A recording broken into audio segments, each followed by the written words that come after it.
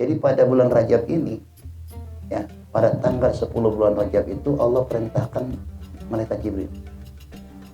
Apa kata dia Jibril? Nadi Isa'il makhluqat bitahani wal bisyarat. Ya Jibril, umumkan seluruh makhluk-makhluk, baik bangsa malaikat yang di atas langit maupun di bumi. Dengan apa? Dengan penuh dengan kegembiraan. Malam ini kata Allah, aku akan pindahkan cahaya kekasihku Muhammad yang sudah lama aku simpan dalam genggaman kekuasaanku. Maka sesungguhnya hidup ini jangan pakai akal, pakai iman. Ya, akal sebatas kita ikhtiar, iman melebihi daripada akal, cukup udah. Allah nggak bakal keder ngatur kita, sebenarnya kita yang berasa keder. Nah sekarang andaikan sekaligus kita, ya, andaikan kita sudah sekian lama ibadah tapi belum kelihatan haknya, belum kelihatan hasilnya, itu bukan ibadahnya yang salah, kita punya masalah sama Allah.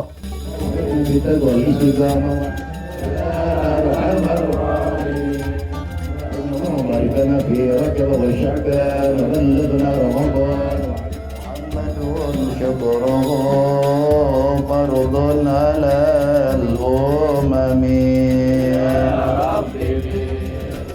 بسم الله الرحمن الرحيم الحمد لله رب العالمين والصلاة والسلام على أشرف الأنبياء والمرسلين سيدنا محمد وعلى آله وصحبه أجمعين أما بعد قال الشيخ المؤلف رحمه الله تعالى وعلى من نفع به وببركة علومه في الدارين آمين اللهم آمين اللهم ألهمني علما أفقه به أوامرك ونواهيك وارزقني فهما أعلم بك كيف أناجيك برحمتك يا أرحم الراحمين اللهم إنا نسألك الفتوح والمنى والرزق وتوبة النصوح وصلاح الجسد والروح رب اشرح لي صدري ويسر لي أمري واحلل عقدة من لساني يفقهوا قولي سبحانك لا علم لنا إلا ما علمتنا إنك أنت العليم الحكيم لا حول ولا قوة إلا بالله العلي العظيم. Alhamdulillah, puji syukur kita sama-sama kita panjatkan kehadirat Allah Subhanahu wa taala dengan inayah, taufik dan hidayahnya. Kembali kita berkumpul kediaman Bapak Haji Padoli dalam rangka taklim bulanan. Mudah-mudahan kehadiran kita selalu mendapat ridho Allah Subhanahu wa taala. Doa yang kita baca dikabul oleh Allah, dosa yang kita pohonkan kepada Allah dengan baca istighfar, mudah-mudahan Allah ampunkan dosa kita, dosa-dosa kedua orang tua kita, baik yang masih hidup maupun yang telah tiada. Amin ya rabbal alamin. Bapak saudara sekalian yang kami hormati, Lulus Wabil Bait Bapak Haji Padoli, Alhamdulillah Ustaz Subakir, Ustaz Rahman. Kembali kita membahas masalah keutamaan daripada bulan Rajab. Sudah kita singgung sedikit minggu yang lalu, di mana bulan Rajab itu hurufnya 3, ya, Ra, Jim, dan Ba. Ya. Jadi Ra itu ditafsirkan oleh ulama rahmatillah, ini rahmatnya Allah.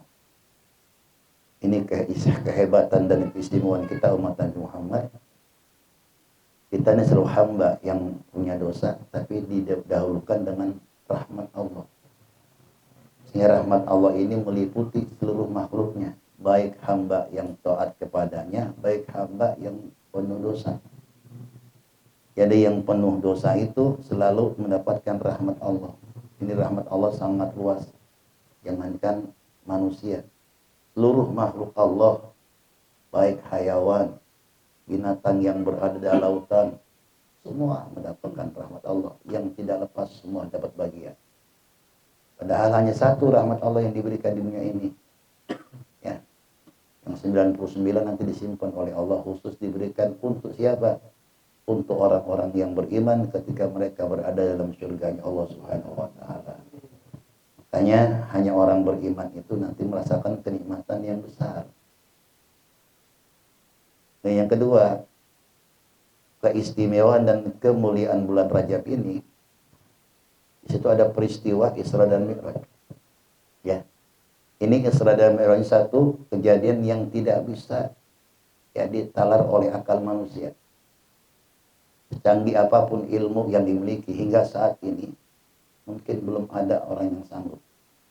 Andaikan ada juga mungkin sekedar bisa mengukur perjalanan antara Masjidil Haram, ya, kemudian Masjid Aqsa sampai ke Sidratil Muntaha, mungkin bisa diukur dengan alat yang canggih. Tapi yang lebih mahal lagi bagaimana mempercayainya, mengimaninya tentang peristiwa itu. Kalau sekarang wajar mungkin orang sudah bisa menghitung. Tapi di zaman itu tidak ada satu ilmu yang canggih yang bisa mengukur kecepatan buruk. Untuk apa semua itu? Linuriyahu min ayatina. Agar aku pertunjukkan sebagian tanda-tandaku, kata Allah Subhanahu wa taala. Ini baru sebagian tanda kebesaran Allah, bukan semua. Jadi banyak itu kebesaran-kebesaran Allah yang setiap saat kita saksikan. Ya, di antaranya itu waqtilafu alsinati. Allah ini, saudara sekalian, menciptakan kita ini bermacam-macam suku bangsa, dari bahasa macam-macam. Kita nggak ngerti itu. Cuman sudah saya bahas sebagian ini. Jadi bahasa orang Indonesia, se-Indonesia ini belum tentu kita paham semua. Orang Madura nggak mungkin paham bahasa Sunda. Orang Sunda nggak bisa ngomong Madura, buat potong-potong. Ya kan? Walhasil itu semua tanda-tanda kebesaran Allah, banyak itu. Jadi saudara sekalian, peristiwa Isra Mi'raj itu tidak bisa dicerna dengan akal pikiran manusia. Tapi kalau sudah iman yang dikedepankan, akal manusia harus kalah. Ya. Jadi ada khususnya wilayahnya Allah, ada khusus wilayah manusia. Jadi wilayahnya Allah itu segala apa yang diciptakan oleh Allah, dasar kehendaknya Allah Subhanahu wa taala, itu yang kita nggak bisa ikut campur. Jadi Allah ini, Masya Allah, memberikan pendidikan tidak sekaligus. Isra Mi'raj kan nggak sekaligus, saudara. Contohkan dulu dengan alam-alam nasuh, alam bangsa kemanusiaan. Selain Nabi pun bisa, ya bisa. Sekarang ini bisa. Kita dari Mekah ke Masjid Aqsa bisa. Berarti ini alam nasuh. Hanya sementara kalau dulu itu perjalanan antara Masjidil Haram ke Masjid Aqsa itu memakan waktu 40 hari 40 malam. Itu yang nggak bisa masuk akal. Sehingga orang banyak yang nentang. Padahal Allah contohkan itu alam nasuh dulu. Alam bangsa kemanusiaan mereka bisa aja. Hanya bedanya Nabi lebih cepat, mereka lambat. Hanya itu aja. Kenapa Nabi lebih cepat? Ini bukan kebisaan Nabi, kehendak Allah. Nabi pun gak bakal mampu. Gitu loh. Karena akan diberikan mukjizat menunjukkan kebesaran Allah, Allah mampu aja. Loh, sedetik bisa bagaikan ratusan tahun. Ini kita ukur lagi untuk kebesaran Allah, ya, saudara. Ashabul Kahfi, ya, 309 tahun tidur di goa. Ketika ditanya oleh Allah, berapa lama engkau berada dalam goa? Dia bilang paling setengah hari atau sehari paling lama. Padahal sudah makan waktu 309 tahun.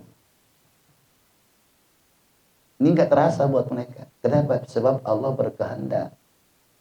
Itu yang mahal, Allah berkehendak. Kalau Allah nggak berkehendak, nggak bisa. Dan lagi saudara sekalian, orang nggak percaya tentang Isra dan Mi'raj. Nabi Allah Sulaiman alaihi salatu wassalam, ketika mempersunting Ratu Balqis itu dengan segala istana negaranya dan seluruh bala tentaranya dipindahkan sekaligus dicabut akar-akar istananya oleh siapa? Oleh teman Nabi Allah Sulaiman, orang yang saleh. Dan di saat itu bagaimana cara ini mempersatukan dua istana negara, ya, Ratu Balqis dengan Nabi Sulaiman. Jin Iblis bilang, aku akan pindahkan wahai Sulaiman sebelum kau berdiri dari tempat dudukmu. Ada lagi orang yang saleh. Apa kata beliau? Aku akan pindahkan istana negara, Ratu Balqis, sebelum kau pejamkan matamu. Seperti itu. Hebat ini. Ini manusia loh. Ya. Manusia yang Allah berikan keutamaan, ya, dengan karomah yang dimiliki oleh manusia itu bisa memindahkan istana negara dengan bala tentara dan seluruh isinya. Kenapa Allah nggak mampu memperjalankan Isra dan Mi'raj? Itu namanya kiasil aulanya ke sana. Jadi banyak contoh-contoh alam nasuh ini sehingga manusia nanti mengkaji itu perbuatan-perbuatan yang tidak masuk akal tapi nyata. Ashabul Kahfi tidur 309 tahun. Ya, temannya Nabi Sulaiman bisa mengangkat istana. Tiba memberangkatkan Nabi seorang diri, nggak mampu.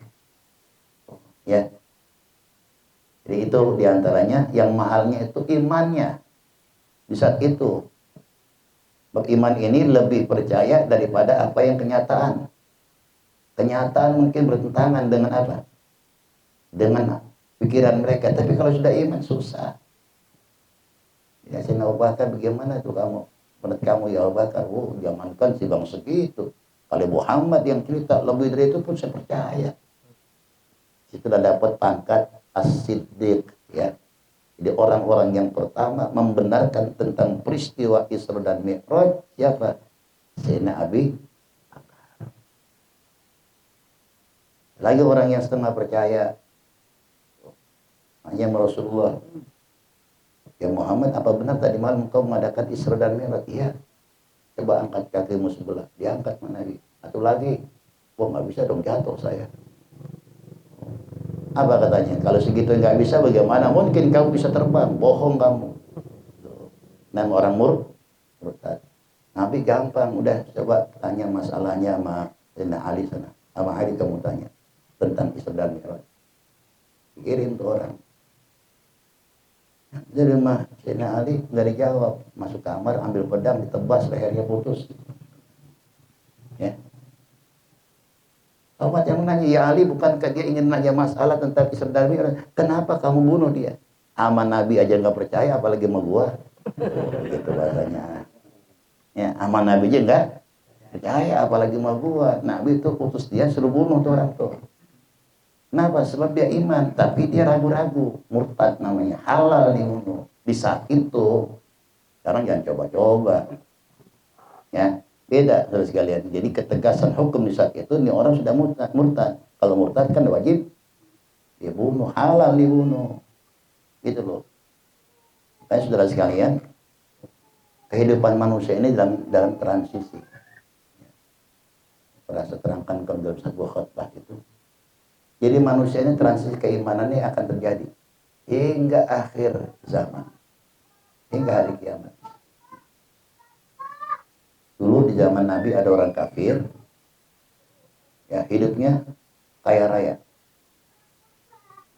Nah, setelah dia masuk Islam, jatuh bangkrut. Itu. Akhirnya saya kafir tadi nyesel. Gue nyesel ngikut Muhammad. Coba gue nggak ngikut Muhammad, gue masih bertahan kekayaan gue. Akhirnya kembali lagi. Jadi ingin menjadi orang kafir lagi. Maka turunlah ayat ini, asbabun nuzulnya ayat tadi. Ini turun ayat wa minan nasi may ya'budullah ala harfin fa in asabahu khairun itma'anna bi fa in asabathu musibatun inqalaba ala wajhi khasirad dunya wal akhirah zalika huwal khusranul mubin. Asbabun nuzulnya ayat tadi. Sebagian manusia mereka ini hidup dalam transisi, melihat situasi. Ya, kalau di zaman itu dia nyesel gara-gara ikut Nabi Muhammad, tidak mustahil sekarang pun ada. Apa bilang, gua gara-gara ikut ratib nih, bangkrut usaha gua. Ada yang gitu. Ya, ada. Katanya sholat duha bikin kaya, begini-gini juga. Ada. Saudara, jangan kita ini nuntut kehendak dan kemauan kita. Kita harus mengikuti apa kemauan Allah. Sebab Allah sudah ngatur segalanya. Kita nih nggak percaya sih dengan aturan Allah, sehingga kita pusing. Maka sesungguh hidup ini jangan pakai akal, pakai iman. Ya, akal sebatas kita ikhtiar, iman melebihi daripada akal, cukup udah. Allah nggak bakal keder ngatur kita, cuma kita yang bersekeder. Ya, itu doang sebetulnya. Jadi nggak ada, Allah nggak salah. Nah sekarang andaikan sekaligus kita. Andaikan kita sudah sekian lama ibadah tapi belum kelihatan haknya, belum kelihatan hasilnya, itu bukan ibadahnya yang salah, kita punya masalah sama Allah. Paham? Mungkin banyak dosa yang masih kita lakukan, masih banyak kesalahan-kesalahan yang kita lakukan. Jangan nuntut kemauan kita saja, kita nggak pernah nyalahin diri kita. Jadi kalau makan apa yang kita minta hingga saat ini belum kelihatan buktinya, Jangan salahkan Allah, mungkin kita punya masalah kepada Allah. Paham ya? Jadi ini saudara sekalian. Jadi ketika orang kafir tadi itu bilang, aku nyesal gara-gara ikut Muhammad, saya bang. Dia pengen mutlak. Apa kata Allah? Itu yang dikatakan orang yang rugi 2 kali lipat. Mudah bangkrut, jadi murtad. Tapi andaikan dia bangkrut gara-gara beriman kepada nanti pada hari kiamat atau surga. Ini kan tamsil buat kita. Jadi ada kalanya orang ini dengan asbab dia berbuat kebaikan, hidupnya lebih tenang, enak, enak buat itu. Jadi berasa nyaman dan nikmat apabila segala urusannya dimudahkan oleh Allah dengan asbab dia beribadah. Ada yang begitu, nggak mustahil. Tapi ada yang belat banget. Sampai kawin aja nggak kawin lagi. Ya, belat banget. Kenapa saudara sekalian? Dia mungkin tadi kita masih punya masalah kepada Allah. Ya. Jadi kalau makan apa yang diatur oleh Allah, kita jangan apa? Jangan menyalahkan Allah. Masih ada contoh, satu contoh. Ini Allah menciptakan makhluknya, katanya nih kata Nabi, macam-macam. Ada yang dibelikan kaya, mau nggak miskin-miskin. Ada yang begitu kata Nabi. Allah ciptakan ada yang begitu. Tapi selama dia menjadi orang kaya bisa manfaat untuk orang lain, ini hebat. Sehingga kata Rasulullah SAW, ya, khairun nas anfa'uhum linnas. Sebagus-bagusnya manusia yang bisa memberikan manfaat untuk orang lain. Lewat apa? Mungkin lewat harta, mungkin lewat tenaga dan yang lain. Ada nih kata Nabi. Ini orang harus dikasih kaya, Bu. Bahwa kalau mereka dikasih miskin kata Nabi, ini orang dia susah. Kaya ibadah, udah miskin gak pernah ibadah. Itu salah satunya. Makanya Nabi anjurkan katanya, ta'arraf fir rakhab ya'rifka bisyiddah. Kalau kita ini semangat ibadah di saat kita lapang, di saat kita senang, insya Allah lagi susah tambah ingat. Kalau kita terbalik, ya lagi susah ingat sama Allah, lagi senang lupa. Nah ini yang kedua kata Nabi, ada orang ini dikasih susah mulu oleh Allah, tapi hidupnya cukup, nggak berlebihan. Kenapa? Ini orang harus kasih begitu, tapi dalam keadaan susah ini ibadahnya bagus. Ini orang komunikasi kaya dikit belagu nih orang nih. Oh gitu. Mereka kasih miskin, tapi dalam kemiskinan taat kepada Allah. Sehingga terus tuh Allah ciptakan semacam itu sampai dia meninggal dunia. Ada orang yang begini. Atau ada orang yang sehat terus Pak Allah. Dia nggak pernah sakit. Kalau dengan wasilah dia sehat, hidupnya ibadahnya bagus. Pas sakit, nggak semangat ibadah. Cuma sedikit doang sakit, meriang kagak sembahyang. Kenapa? Ini orang mesti sehat mulu. Ada yang begitu, saudara sekalian. Jadi macam-macam. Nah, kita di sisi mana nih? Kita posisi mana nih? Dari 4 yang digambarkan oleh Nabi. Apakah kita barangkali dalam keadaan lapang kita bisa bermanfaat untuk orang lain? Atau barangkali dalam keadaan susah tapi kita tetap ibadah kepada Allah? Atau sehat kita kuat ibadah? Atau sakit kita kuat ibadah? Terserah yang mana posisi ini. Yang kita minta mudah-mudahan kita nih, mudah-mudahan udah enak, senang, banyak duit, sehat. Itu kita minta. Ya. Nah sekarang relatif yang mereka banyak. Apa banyak miliaran? Belum tentu. Berapa banyak orang yang punya uang miliaran merasa kurang? Berapa banyak orang yang uangnya dikit merasa cukup? Relatif banyak itu. Ada orang udah punya 55 triliun masih kurang baik. Ya, punya emas 50 ton. Ya kan? Berasa kurang. Tapi saudara nggak punya apa-apa, alhamdulillah, kan kelihatan wajah-wajah merana semua ini. Ya, kenapa? Sebab tujuan kita bukan materi. Ya, batin kita tenang, materi mah tenang udah. Nah sekarang bagaimana akan tenang? Materi yang kita nggak miliki, hati kita gelisah. Nah saudara sekalian, nah ini kembali. Jadi jawaban yang paling besar itu tentang peristiwa Isra dan Mi'raj itu bukan masalah perjalanannya, imannya. Perjalanan gak bakal kita ikut campur, gak bisa. Itu wilayahnya Allah. Mulai berangkat ke Sidratul Muntaha, ada alam malakut, ada alam lahut, lebih itu lagi.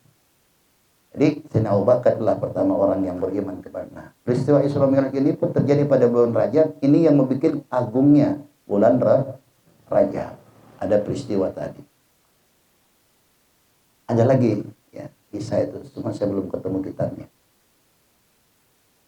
Jadi pada bulan Rajab ini, ya, pada tanggal 10 bulan Rajab itu Allah perintahkan malaikat Jibril.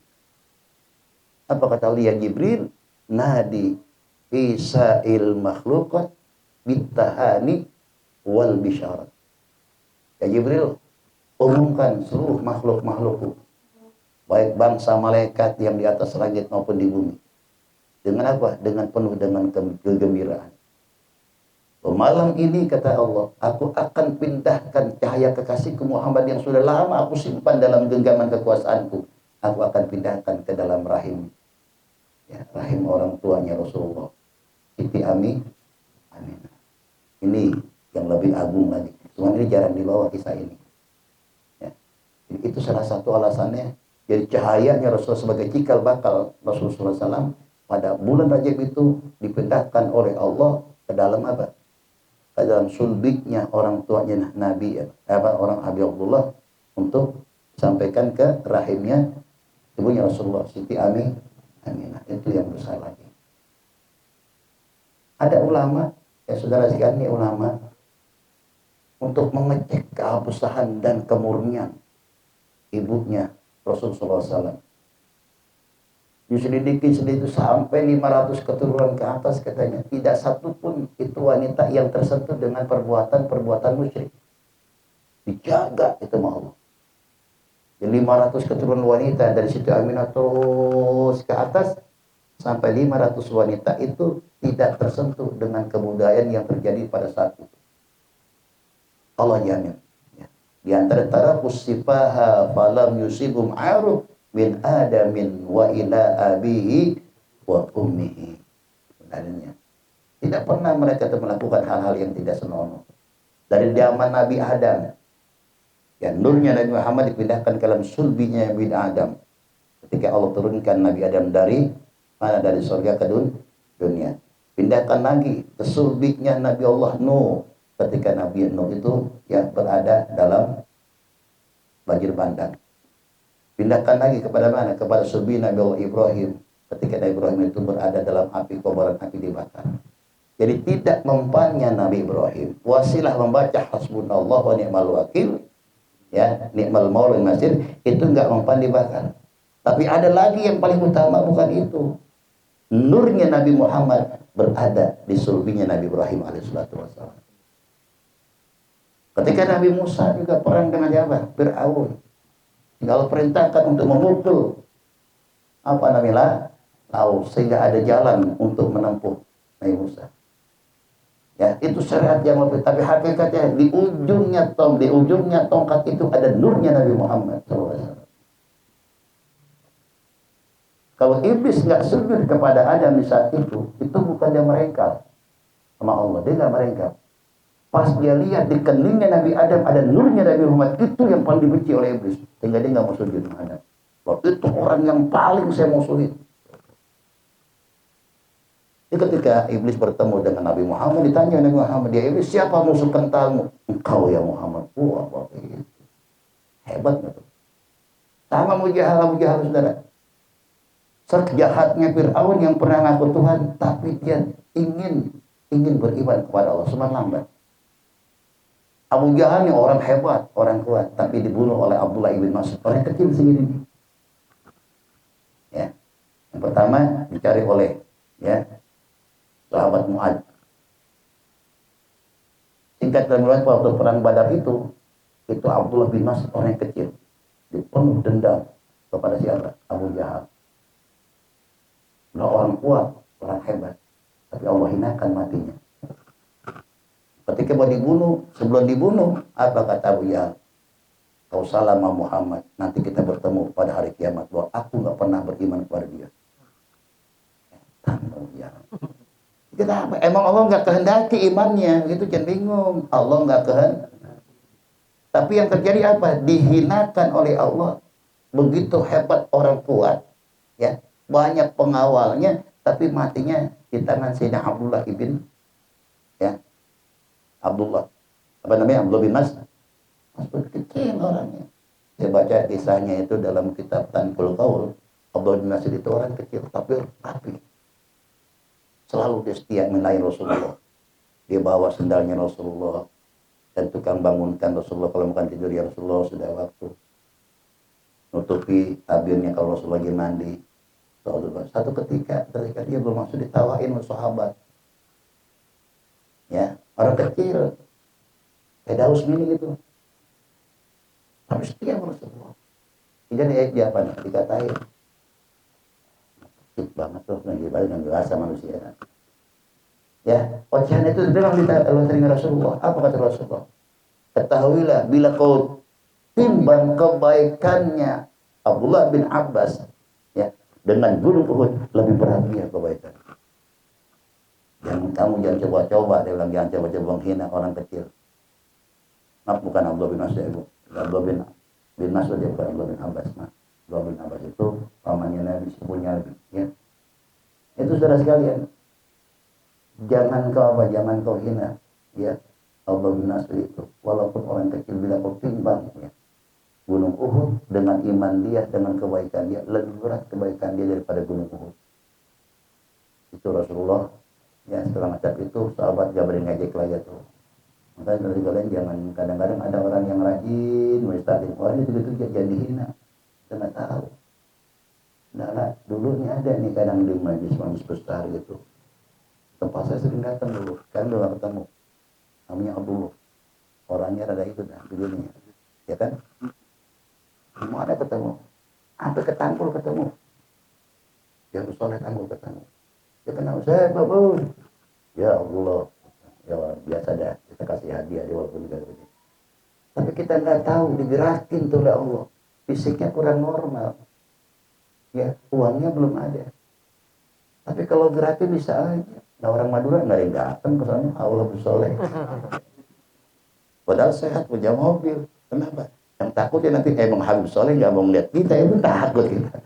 Niatin, ya, gitu loh.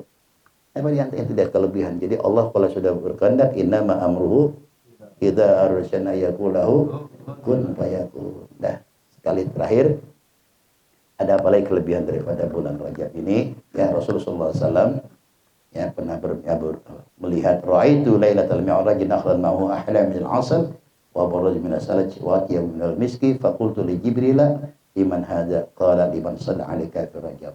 Ada satu amalan yang harus kita baca, walaupun di setiap hari kita baca, kalau bisa tambahin pada bulan ini sholawat, ya, baca sholawat kepada Rasulullah SAW. Kata Rasulullah, aku melihat ketika aku mi'raj itu, ya, sebuah sungai yang airnya itu lebih manis daripada madu, kemudian lebih sejuk daripada salju, dan lebih wangi daripada minyak misik. Aku bertanya, kata Rasulullah kepada Jibril, buat siapa ini ya Jibril? Liman shalla 'alaika fi Rajab, untuk umatmu ya Rasul yang baca selawat di bulan Rajab. Ya. Nah, mudah-mudahan samping istighfar yang kita baca, ya, selawat kita banyakin. Mudah-mudahan Allah Subhanahu wa ta'ala mengabulkan segala hajat kita, dan mudah-mudahan Allah berikan ilmu-ilmu yang bermanfaat, hidup kita bisa manfaat, Allah panjangkan umur kita untuk bertaat kepada Allah Subhanahu wa ta'ala. Amin ya rabbal alamin. Bismillahirrahmanirrahim. Alhamdulillahirabbil alamin. Allahumma shalli ala sayyidina Muhammad wa ala ali sayyidina Muhammad. Allahumma ij'al jam'ana hadha jam'an marhuma waj'al tafarruqana min ba'dihi tafarruqan mubarakan ma'suma wa la taj'al Allahumma ahadan fina wa la minna wa la ma'na shaqiyan wa la mahruman. Rabbana la tad'a lana fi majlisina hadha dhanban illa ghafartahu wa la hamman illa farajtahu wa la daynan illa qadaytahu wa la maridan illa shafaytahu wa la ma'siran illa yassartahu wa la 'ayban illa satartahu wa la إلا هديته ولا حاجة من حوائج الدنيا والآخرة هي لك رضا لنا فيها صلاح إلا قضيتها ويسرتها يا أرحم الراحمين. وصلى الله على سيدنا محمد وآله وصحبه وسلم. الحمد لله رب العالمين.